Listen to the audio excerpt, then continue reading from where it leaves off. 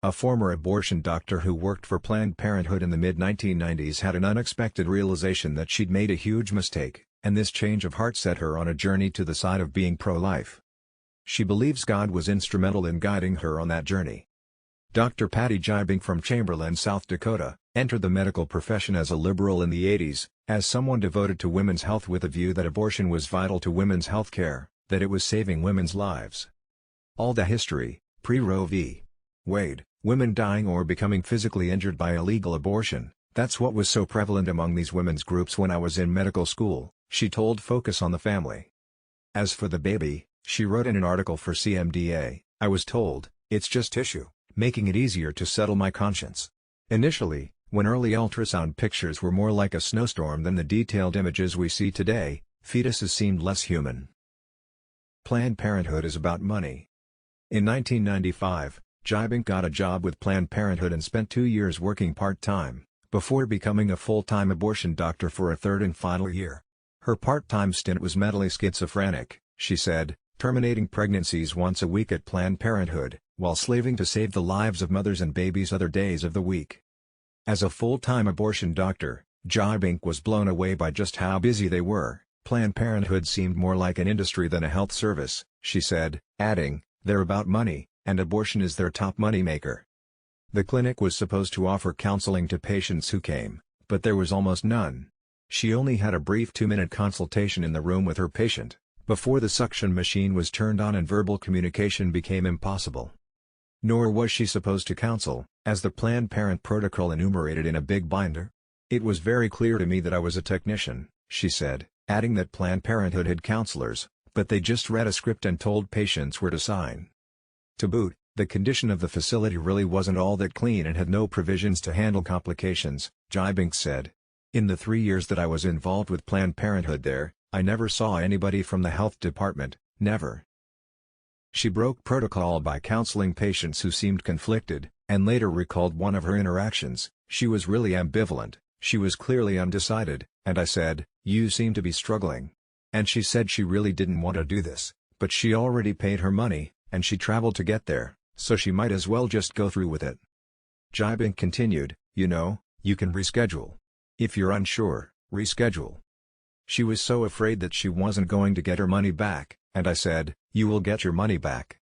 This wasn't received well by Jibing's superiors. She was terminated from her position in September 1997, which elicited an immediate sense of relief in her. Though it would take more than the loss of her stable job to upend her stubborn human will. The foundation for doing what I was doing was gone. Looking back, Jibing described feeling the hand of God protecting and leading her on the path to Him. Among other things, facts dispelling her previous beliefs were revealed. I studied Roe v. Wade, read a lot of books on it, and the interesting thing is, I didn't know that the numbers were inflated, the number of women dying every year from illegal abortion, she said, crediting Dr. Bernhardt Nathanson for setting the record straight. They had to really rally support for Roe v. Wade. She added, and so they really inflated the numbers, and it really just stopped me in my tracks, and I thought, okay, the foundation for doing what I was doing was gone. On a deeper level, Jibing's spiritual journey began with a church invitation, where a new young pastor helped reorient her perspective on abortion and life. Captivated, she plunged into reading the Bible for over a year. And at some point, it became so clear to me that God is the God of life, she said. It dawned that God was involved in the lives of her patients as much as He was hers. She described crossing paths with one baby Sam, whose mother came to her, pregnant and suffering complications. She was like 24 weeks and she had some chronic bleeding, Jibing told Focus on the Family.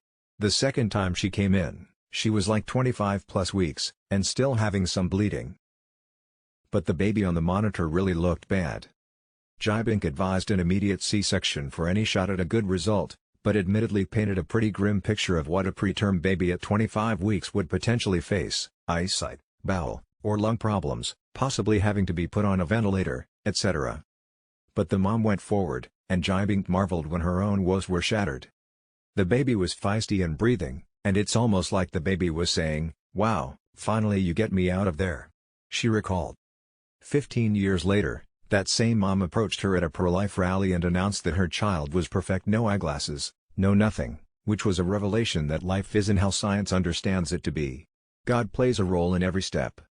Are we reaching out to them? Bridging the stark, impenetrable divide between pro-choice and pro-life, Jibink's unique perspective attests that tolerance and kindness are vital healing agents. Churches and pro-lifers, she said, ought to deliver safe passage to those who would venture to cross the void. We're not going to make progress if we just stand on opposite sides of the street, calling each other names, she said. Are we reaching out to them? Or are we just in our own little world where we're surrounded by people who look and act like us? Dr. Patty Jibink tells the story of how she bridged the divide, from working at Planned Parenthood to becoming a pro-life advocate, in her stirring new book, Unexpected Choice, An Abortion Doctor's Journey to Pro-Life, available for purchase here.